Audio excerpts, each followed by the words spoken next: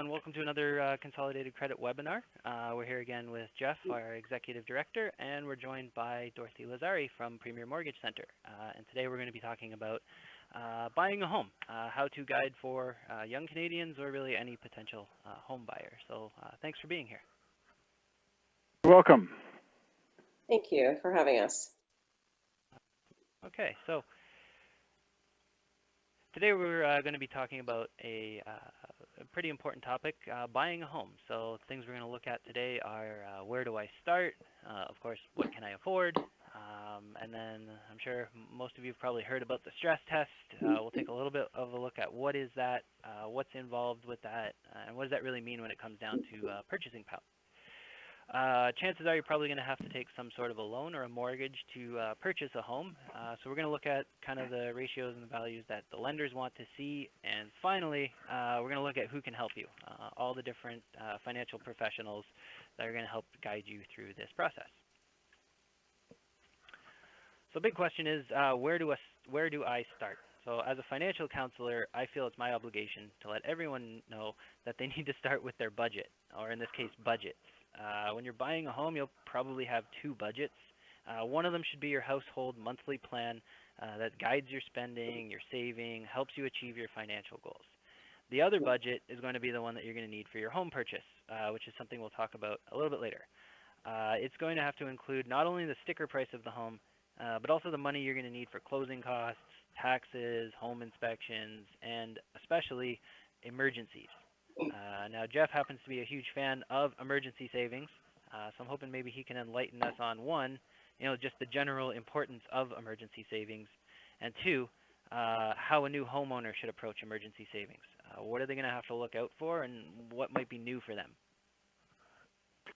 Thanks, Ben. I'm a big proponent, a big fan of emergency savings plans.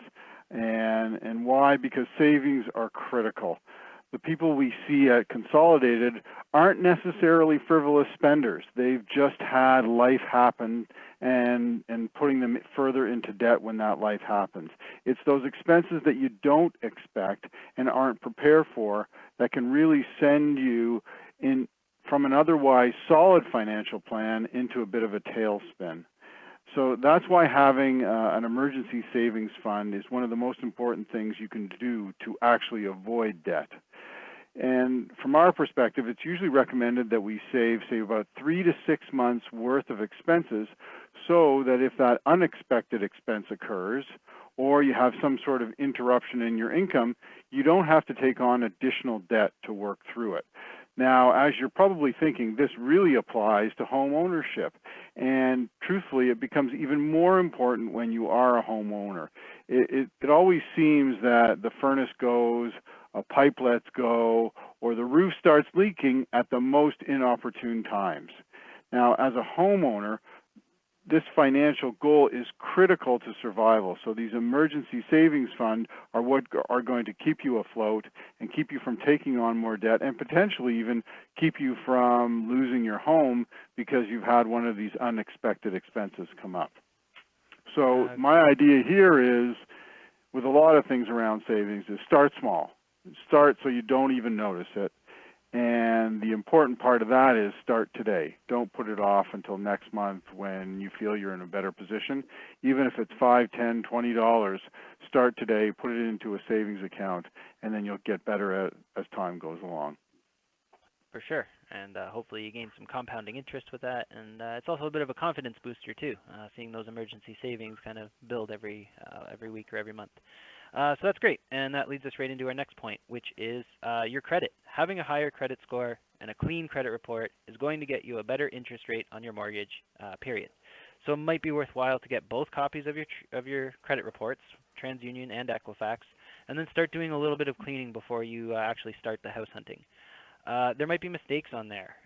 There could be some negative information, a late payment, debt in collections, and that might come off of your credit report in a month or 2 or 6 months. So, you could also identify signs of identity theft, but you really don't know until you check. These credit bureaus aren't in the business of calling consumers and saying, hey, Ben, there's a discrepancy in your credit report. that responsibility falls to you. You have to check your credit report and look for any mistakes and find out how long that negative information, if it's there, is going to be there. Now, Dorothy, uh, obviously a hard credit check is going to be part of the process of getting approved for a mortgage.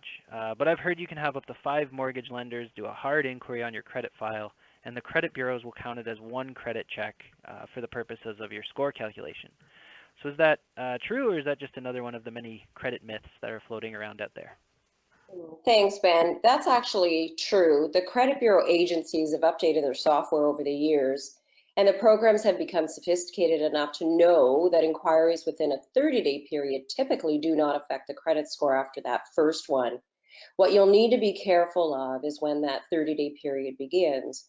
Working with a licensed mortgage professional will alleviate any of those confusions, as they know really when and how to use that.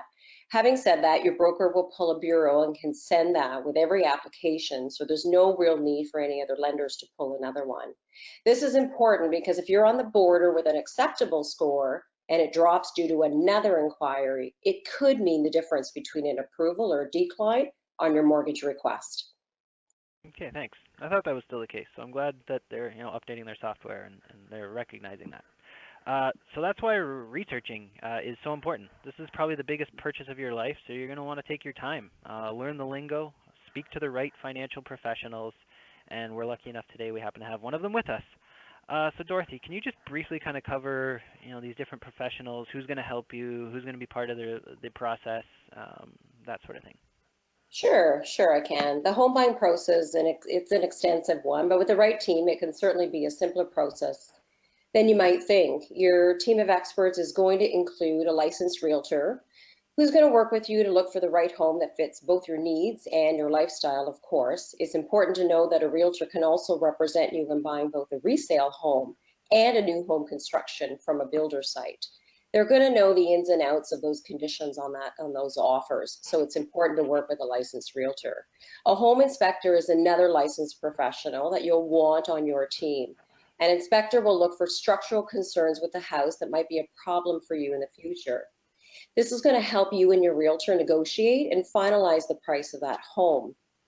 Now, a licensed mortgage professional, of course, is also an important team member for sure. Without the financing, you can't purchase your home. A mortgage broker is governed by FSCO, it's Financial Services Commission of Ontario. We have access to many lenders with various different mortgage programs. So they may even be able to help you with alternative financing, which may fit a certain budget and a certain household cash flow. Lastly, but equally important, is to have a lawyer on your team. A lawyer will not only work on closing the deal when it's time, but will also offer legal opinions on the contract, including documents like status certificate when buying a condo. In some cases, opinions on co-signing and home ownership title splits, including the interest in the property value, are important to the new homeowner. All these professionals will walk you through the entire process and educate you along the way. All right, that's great. So, I mean, if home ownership is a near goal or a near future goal for you, then maybe you also want to speak to your financial advisor or the person who's helping you with your investments or your money. And of course, we don't want to forget family and friends. And yes, I know your in-laws will always share their opinions, but your friends and family might also have some useful pieces of information. So don't disregard everything that your friends and family are telling you. Your old man just might be right. He might know a little bit about home ownership, so take them into account as well. When it comes to your budget, what can I afford? It's really going to come down to the old adage, location, location, location. So here we see two of Canada's hottest markets, Toronto and Vancouver. And when we compare them to other major Canadian cities, we see that the cost for a monthly mortgage payment, is more than double. So it really does depend on where you're going to live. So that leads me into my next question, which would be for you, Dorothy. What is it about Toronto and Vancouver housing markets that's making them so hot? Is it the jobs and the employment found there? Is it the higher wages? Is it foreign buyers? What's with that? Well, there are definitely hot spots for sure. This is a combination of factors, Ben. The cost of living in places like Toronto and Vancouver is definitely higher, and that includes housing. The housing demand is high in these cities, and cities like Toronto and Vancouver, of course, are hotspots because immigration is important to Canada. And this is where a lot of immigrants will settle. We've also seen our fair share of foreign buyers. This has had a lot of impact by pushing up demand on housing. These cities are also places of convenience, and what I mean by that is they're young homeowners which settle in places where they don't necessarily need a vehicle, for example, and are able to rely on public transit systems to go about their daily lives. It's a lifestyle convenience. Employment, yes, is also a major factor, for sure. Big cities can offer a great deal more of employment opportunities. So all these factors put pressure on the housing market. When the demand is high and the supply is low, not enough to meet the demand, then the prices will increase. Okay, good. That makes a bit of sense then. So now we'll quickly try to break down what this mortgage stress test is, whether you'll need to insure your mortgage. Then after that, we're just going to take a quick look at what the lenders want, these good ratios. So Dorothy will just kind of explain what these ratios mean to your lender when you're looking for a mortgage. So it's definitely worth it to understand them because they're all going to have a direct effect on your purchasing power when it's time to go house hunting. So, what is the stress test? Dorothy, can you just quickly try and explain the mortgage stress test and the difference between an insured and an uninsured mortgage before we start getting into the nitty-gritty details of home buying? Sure, just to keep it quite simple as possible, the stress test is a new regulation that's mandated by the government. It was introduced in January of 2018. It's not really a test, but rather a new strict rule of calculations that the lenders will use in order to determine whether you'll qualify for a mortgage or not. This is across the board with any down payment of 20% or higher. The difference between an insured and non-insured mortgage typically has to do with the down payment. Typically, any purchase with less than 20% down payment is required to be insured for the lender, and purchases with 20% down or more is not insured for the lender. Okay, so basically you just have to qualify for a little bit more than what you're looking for. So, what does that actually mean? Well, we're going to take a quick example here. We're going to look at a $400,000 mortgage at 3.5%, and these are just kind of rounded numbers to make it a little bit easier. But now we know what the stress test is. But what does it mean in terms of being able to afford your home? So Jeff, if you could just take us through this quick example of someone who's looking to get approved for this $400,000 mortgage and what the stress test is going to mean to them. Okay, I mean, really the stress test idea or the stress rule idea is very similar to emergency savings. If you are prepared for the worst, the outcome really is never that bad. And here, because your house is on the line, the stress test is an excellent buffer against a rise in interest rates. So let's take you through it. Let's say you have a $400,000 mortgage at about 3.5%. Your payment is going to be approximately $2,000 a month. Okay. Now, with the stress test applied, you add an additional 2% to that interest rate, which has the effect of increasing your monthly payment, and that would go to approximately $2,440 per month. Well, this is not what you will pay each month. The government just wants to make sure that if you had to pay that amount because of an increase in interest rates, if you were on a variable mortgage, or even at renewal, you could afford that payment. So it's just a safeguard to make sure home ownership doesn't turn into a disaster for your finances. Great. That was a great way to put it. So it's reducing a little bit the capacity, about 18.5%. So what do the lenders want? Now, I'll send this back to Dorothy because I'll admit it, when I was putting this slide together, it was a little bit intimidating. As a financial counselor, I'm used to, basic math, addition, subtraction, multiplication, that sort of thing. So can you just take a second just to try and demystify these debt service ratios, GDS, TDS, what's a PIF, and what are the numbers, what percentages do the lenders want to see? So let's start with the GDS. Sure, no problem, Ben. That's a lot of acronyms to learn, that's for sure. GDS stands for gross debt service, and TDS stands for the total debt service. To keep it simple, the lenders will want these percentages to be within a certain limit. So for GDS, it will refer to just the mortgage payment, property taxes, and heat. And for TDS, it will refer to mortgage payment, property taxes, heat, and all other monthly debt payments you might have, such as a car and credit card payments for balances that you might still have outstanding at the time you buy a home. So the PITH stands for principal, interest, taxes, and heat. These are used in the GDS calculations. Now, the percentages that the lenders will look for will vary depending on the lending programs and, of course, your credit sometimes.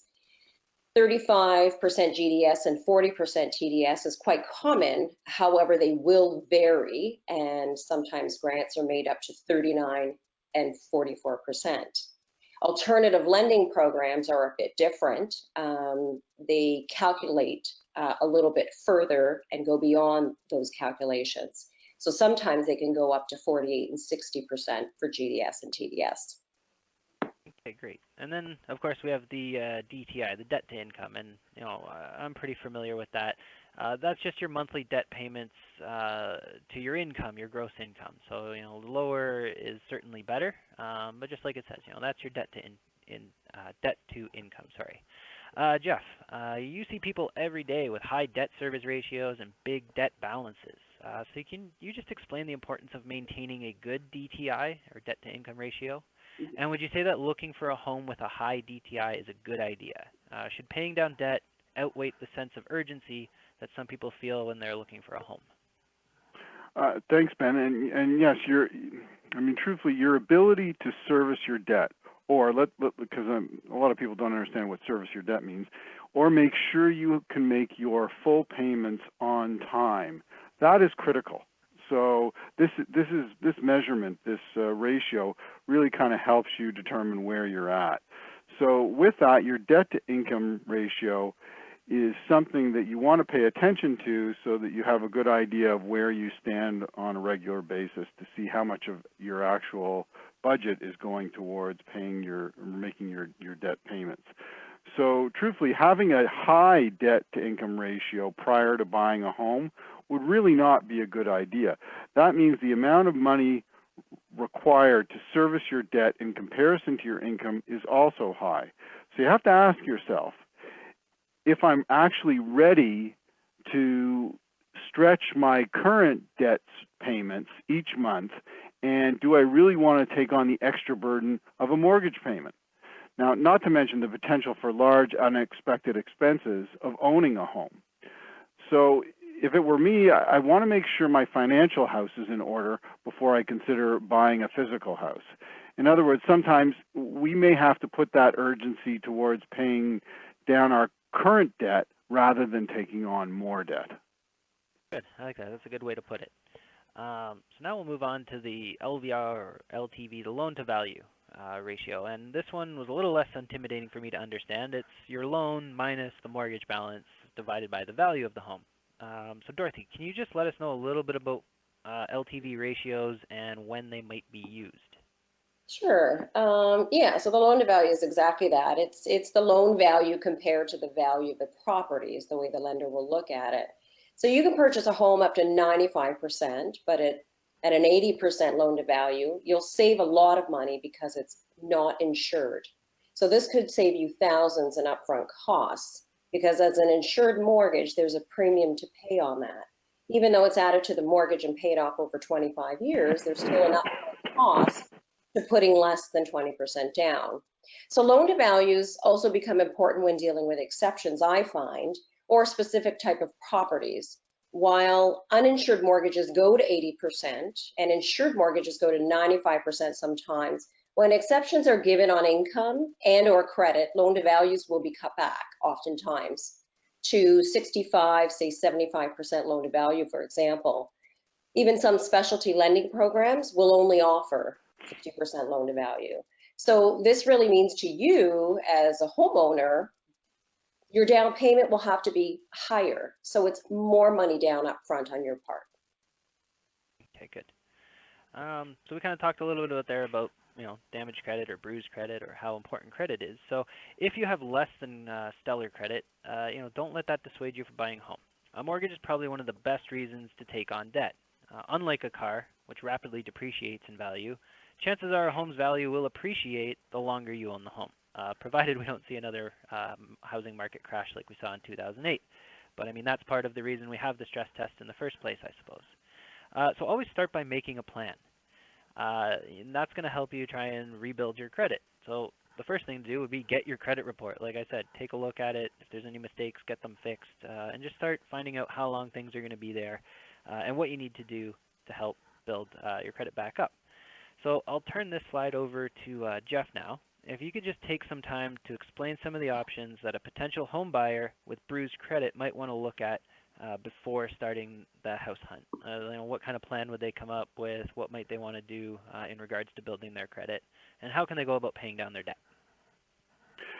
Thanks, Ben. And I mean, a lot of this is kind of encapsulating what we've already talked about, whether you have good credit or whether you don't have good credit. So in dealing with the people that have bruised credit, this probably is even more important. But I think as a cautionary tale, don't worry, all is not lost. Just because you have bruised credit doesn't mean that you can't get into the housing market.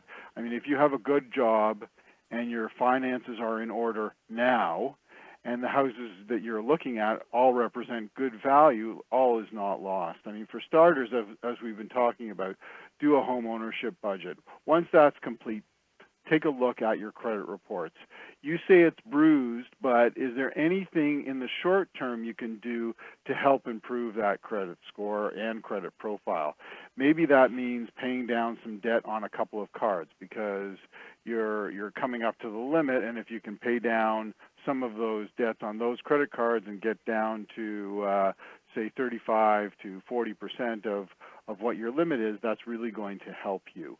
And I think you alluded to this earlier, making sure there's no reporting errors. Some of the reporting errors that show up on a credit report would be, okay, let's say you have a balance outstanding of $1,000 and your true limit on that card is $5,000, but for whatever reason the credit card company is showing that your credit card only has a limit of $1,000, that's going to have a negative impact on your credit score.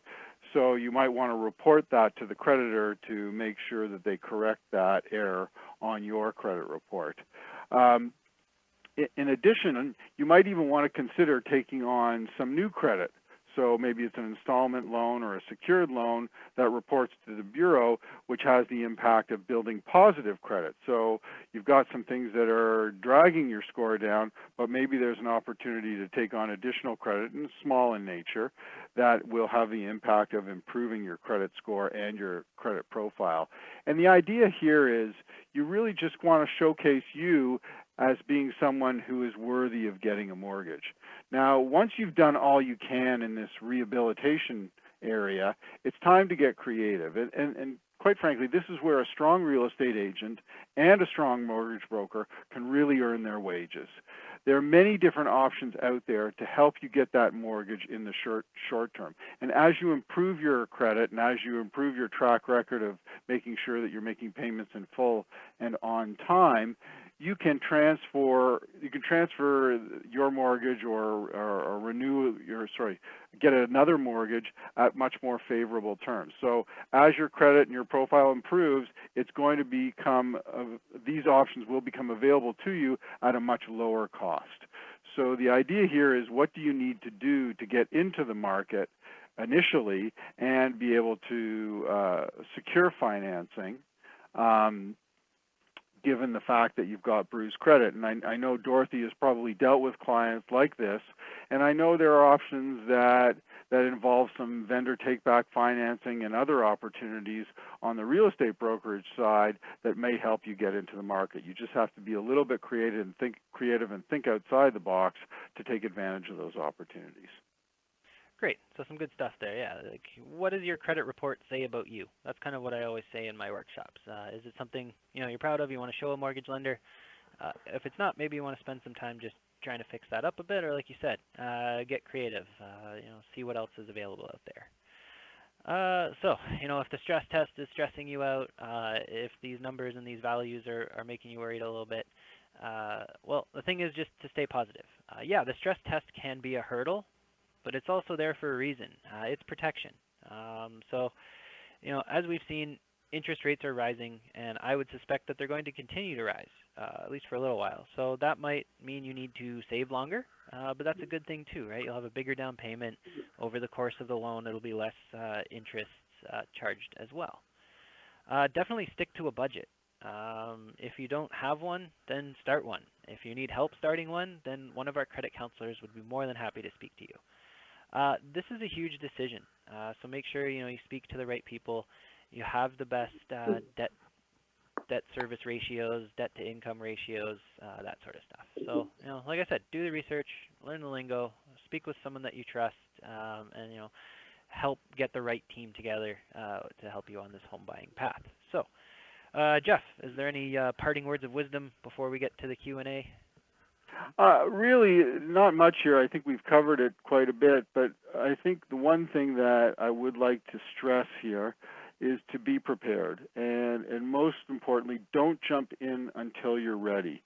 And once you are, don't worry, there's going to be options that are designed specifically for you and your particular situation. Good. Dorothy, anything you'd like to mention before we move on to questions? Yeah, I agree. We've touched on a lot of different points, and Jeff brought up some very good points as well. And I think we're in a time where you have to get creative, and I don't think there's ever been a better time to deal with licensed professionals for sure. And our part of our mortgage broker is certainly a financial partner, if you will. Even in times of distress, your mortgage broker can help you restructure your current debts and can use the strategy to help you buy your home. Some of us will even have access to certain credit card and loan programs, which may help. Even if you're already a homeowner and preparing to sell and buy again, and you just need to restructure things, a mortgage broker can certainly refinance the mortgage to eliminate the debt and combine it in order to increase the household cash flow and get you ready, for your home purchase. The point here is always reach out for options because there are so many out there for sure. All right, that's good to know. Okay, so that brings our home buying workshop to a close. We have some time left to take some questions, but if you want, you're more than welcome to contact either myself or Dorothy at the email addresses found here. And it looks like our first question would be directed towards Dorothy. I've heard that adding one of my parents as a co-signer to my mortgage will help me. I've saved 5% for a down payment, and I have a credit score of 725, which I believe is pretty good. And my dad is willing to co-sign if it will help. Is that going to help them? Yeah, so they're starting off in a very good position. Yes, the credit score of 725 is good. You've done a great job at maintaining your credit, so that's great. Cosigner option is possible, even on an insured mortgage with 5% down. The insurer, through the lender, will certainly look at that option. We would look at your dad's application details and would factor in his income and debts as well and see how that would service altogether to have both of you on there. If that works, we would propose that to the insurer through the lender. But just some advice on cosigner option would be consult with your real estate lawyer on how to minimize the impact on future land transfer tax costs when dad eventually comes off title. So if you want to add on as a cosigner, he's going to serve the immediate purpose of buying that particular home and maybe be a cosigner until you get to a point where you can actually afford that home on your own. So eventually you'll look at the option of taking dad off title, and that's where your real estate lawyer is going to come in handy so that he knows how to register and how to record the interest in that property value between you and your father and help you save some money that way. But the simple answer here is cosigner option is definitely available for you and certainly worth taking a look at. You can certainly email me for the specifics and any other questions you might have on that one. Great. I wish my dad was that nice. Anyways, the next question we'll shoot over to Jeff. Does credit counseling affect my credit? I have some credit card debt I want to clear up, but I don't want to hurt my credit before looking for mortgages. Okay, so this is an interesting question, and I'm going to start off by saying, I mean, just talking to a credit counselor is going to do nothing to your credit. And in fact, it may open your eyes to different solutions, as well as having a better and deeper understanding of your current financial situation. there are options which may report to your credit bureau if you are really struggling with debt and need help to pay back debt because you're behind and or you sense you're going to become behind. And truthfully, at that point, looking at home ownership is probably not a good idea. But you also want to put yourself in the shoes of the lender. I mean, if you're going to go out and ask for a mortgage, you probably want to look at saying, okay, if going on some sort of restructured payment plan or a debt management program is going to show up on my credit report, put yourself in the lender's shoes, and are they going to feel secure around giving you additional debt once you've had trouble? So you may want to consider that before you start shopping for a mortgage. And as I said earlier in the webinar, is to make sure your financial house is in order before you go down the road of buying a physical house. Good. All right, it looks like the last question could be for both of you. I'm sure you can both help with this. So we'll start with Dorothy, and then if Jeff has anything to chime in, we'll end off with that. So what is a good mortgage rate in Canada for someone with excellent credit? So this is always an interesting question. Pardon me. The best rate question is a little different now. It used to be, you'd get a phone call and ask, well, what's the best rate? And there would be a rock bottom rate for a 5-year fixed closed, for example. But it is very different now because the lenders have adopted all new pricing. And it'll be different based on credit, down payment, and sometimes even amortization. So whether you take a 25 or a 30-year amortization, sometimes can have an effect on that interest rate. So there's a whole set of factors involved before we can actually quote. But it's best to know that there is an overall downward trend right now, so that the range is low again. Right now we're seeing anywhere specifically between 2.64 up to 3.04, and that's for a 5-year fixed. But it's best to speak to a licensed broker to help negotiate the best terms. That's certainly part of what we do. And the most important factor attached to the rate are the actual terms and conditions. If you're looking for a rock bottom rate, you'll have to look to see what the penalties are in future, because that might have a big impact if you're looking to restructure your mortgage at the 3-year mark or selling and buying yet again. What good is the lowest rate if you're going to end up paying exuberant penalty fees down the road? You'd have to look at those options and compare them and see what's best for your scenario. Okay, some good things there. Jeff, anything you wanted to chime in with good mortgage rates? Yeah, and I think with what Dorothy said at the very end, I think you've hit the nail on the head. I mean, it's good should be a relative term. It should be relative to you and what you want, because each of these different mortgage options are going to have different pros and cons.